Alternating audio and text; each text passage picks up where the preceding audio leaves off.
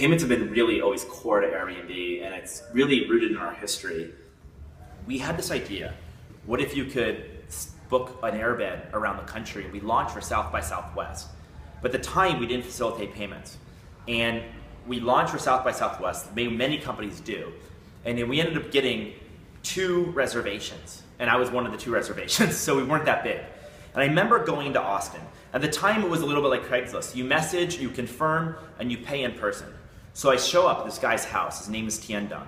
And I knock on the door. He opens the door, and he's got this traditional Vietnamese dinner made for me. And I look over in the living room, and there's this airbed, and it's got like this little mint on the top, and I'm like, my God, he's taking Airbnb so seriously.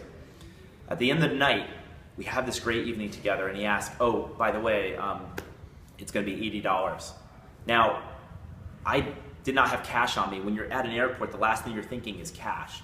And it's kind of weird exchanging cash with a stranger in their bedroom that you don't know.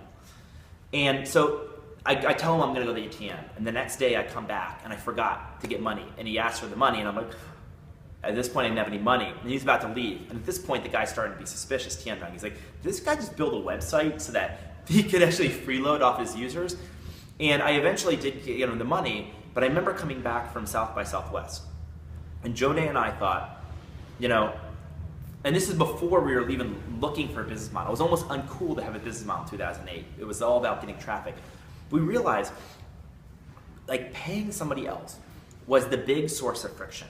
And if we could streamline that, we could connect people around the world. And so payments was a form of communication for us.